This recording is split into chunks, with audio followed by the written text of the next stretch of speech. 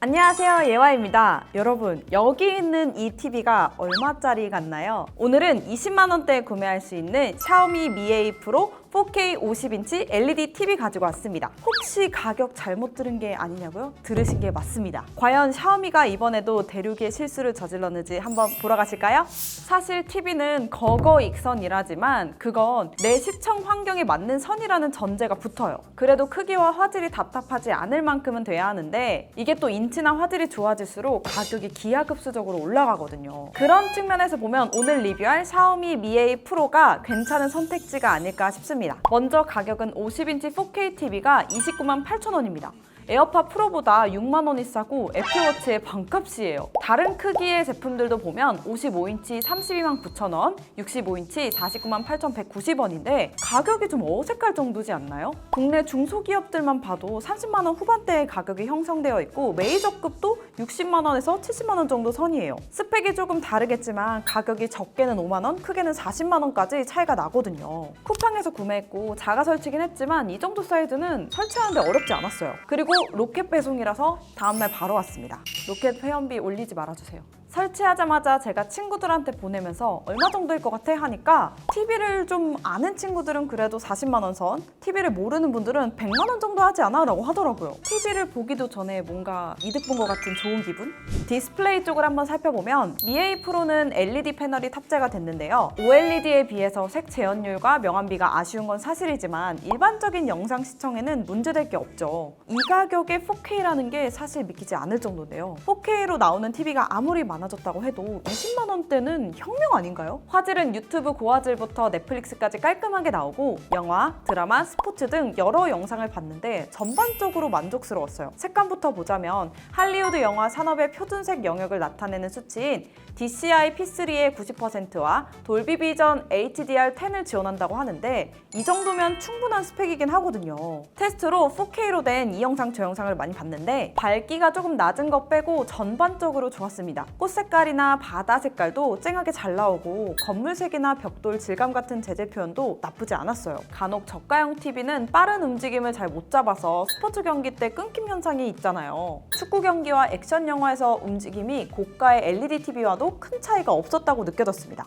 전반적으로 몇백만 원대를 호가하는 OLED TV를 제외하고는 가성비 TV로는 상당히 괜찮다 싶었어요. 물론 조금 아쉬운 부분도 있었는데요. 스마트 TV 기능이에요. 안드로이드 쪽 호환성은 좋은데 애플 쪽 호환성이 좀 아쉬워요. 일단 구글 TV가 내장되어 있어서 와이파이와 계정만 있으면 유튜브를 보실 수가 있고 넷플릭스, 왓챠까지 가능한데 쿠팡 플레이나 디즈니 플러스 같이 검색은 되지만 쓸 수 없는 앱들도 있었어요. 아무리 OTT 서비스의 가장 큰 파일을 차지하고 있는 게 유튜브랑 넷플릭스라고 하지만 각자 선호하는 콘텐츠가 다르기 때문에 이용하는 플랫폼도 다양하거든요. 그 중에서도 최근 이용자가 늘고 있는 쿠팡 플레이가 지원되지 않는다는 점은 되게 아쉬워요. 그렇다고 아예 안 되는 건 아니고 구글 홈앱을 통한 미러링 기능으로 얼추 가능하긴 합니다. 안드로이드는 스마트 뷰로 바탕화면까지 완벽한 미러링이 되는데 아이폰은 에어플레이만 가능했습니다.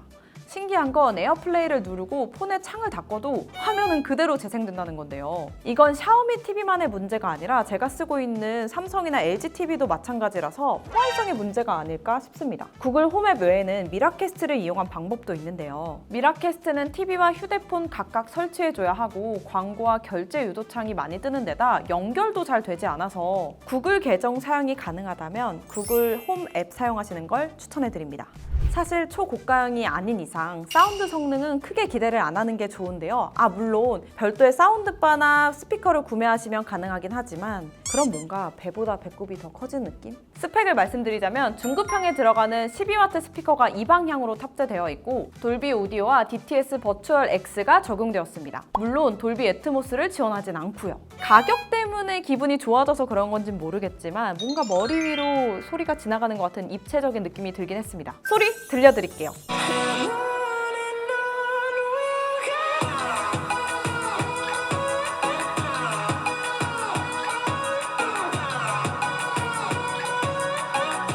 화면에는 안에는 HDMI 포트 3개와 USB 포트 2개가 있고 3.5mm 이어폰 잭 구멍이 있는 건 좀 신기했는데요. 이건 아무래도 헤드폰보다는 스피커 연결 때문이겠죠? 만족스럽게 TV를 쓰고 있는데 이 정도면 스탠바이미 형태로도 바꿔서 쓸 수 있지 않을까라는 생각이 들더라고요. 제가 작년에 3템바이미를 만들기도 했었는데 그때 문의가 정말 많았거든요. 그 이후로 저도 계속 잘 사용을 하고 있는데 쓰다 보니까 눈에 익어서 그런지 좀 작다는 느낌이 들더라고요. 그래서 이번에는 샤오미 미 A 프로 50인치로 샵템바이미를 만들어 봤습니다. 스탠바이미나 3템바이미로 가격 비교를 좀 해보면 27인치 FHD인 스탠바이미는 100만 원대, 43인치 4K인 M7 3템바이미가 67만 9천 원인데요. 제가 삼성 M5 모니터로 3템바이미 만들었을 때 한 60만 원 정도 들었거든요. 50인치 4K TV에 스탠드까지 더한 제 샤템바이미는 40만 7천 원이에요. 크기는 더 커졌는데 가격은 20만 원이나 싸졌다니 이거 완전 럭키비키잖아. 스탠드도 사실 감당할 수 있는 무게가 클수록 비싸지는 데다가 디자인도 투박해지는 경향이 있어서 적절한 걸 찾는 게 까다로운데 제가 누굽니까 여러분? 찾아냈습니다. 전 제가 자랑스러워요. 스탠드 구매하실 때 배사올 관련 팁을 좀 드리자면 대부분의 TV들이 최대 200에 200까지만 지원을 합니다. 제가 가져온 샤오미 50인치의 경우 배사올이 300에 300이고 스탠드는 600에 400까지 지원해서 넉넉해요. 조립은 밑판에 기둥을 결합하는 것부터 차근차근 올리신 후 TV 배사올에 개사거리를 정착해 주시면 끝! 동봉된 설명서를 보고 조립하시면 어렵지 않고 대형 TV까지 지탱할 수 있어서 그런지 생각보다 무게가 있어서 혼자 할 수 있지만 아무래도 같이 하는 게 훨씬 수월할 것 같아요.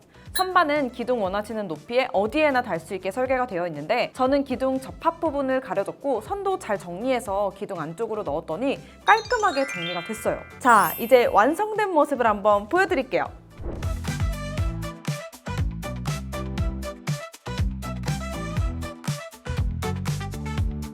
TV 인치 자체가 커서 집안을 자유롭게 이동하기는 좀 어려운 감이 있는데 이걸 안방 서브 TV로 쓰거나 사무실에서 쓰는 용도라고 생각하면 이만한 가성비가 없습니다.